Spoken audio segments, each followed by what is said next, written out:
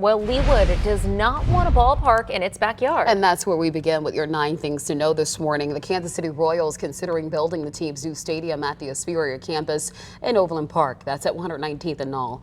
Leawood is right across the street. That's across Knoll Avenue. In a letter, Leawood Mayor Mark Elkins writes, "We share serious concerns about the potential impacts on Leawood and its citizens should a stadium be built on this property."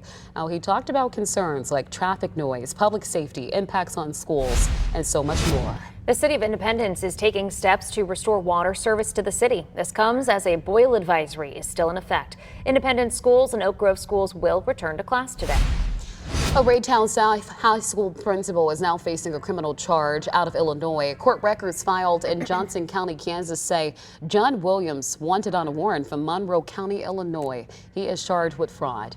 In a statement, Raytown Quality Schools says the district is aware and William is on administrative leave during this investigation. His next court appearance, March 11th. The man accused of shooting and killing 2 Israeli embassy staffers in Washington, D.C. will meet with federal prosecutors today. One of those staffers was Prairie Village native Sarah Milgram. Attorneys for Elias Rodriguez will speak with U.S. Attorney Jeannie Pirro to try to convince the government not to pursue the death penalty. Rodriguez is charged with a hate crime resulting in death, murder, and more. Patrick Mahomes had a successful surgery on his left knee. He always feels like he let people down, but then he comes back and he's ready for the challenge ahead.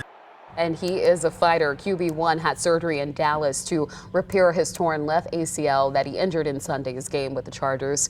And now he is starting his rehab process, which is expected to take at least 9 months. We believe in totality it will show us a job market which is not performing very well. A new jobs report is due this morning. Economists estimate 40,000 jobs were added in November. It's a sign that the job market and the economy are slowing down. The data comes days behind schedule as the Labor Department plays catch up from the recent government shutdown.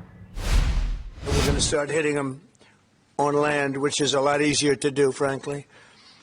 But these are a direct military threat to the United States of America.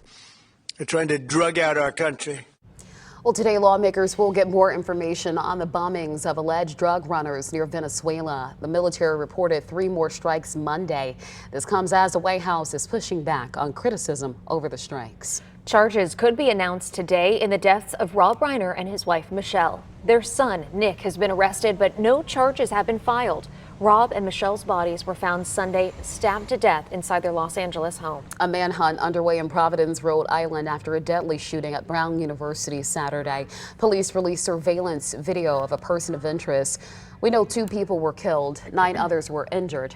The FBI is offering a $50,000 reward for information that leads to an arrest and conviction.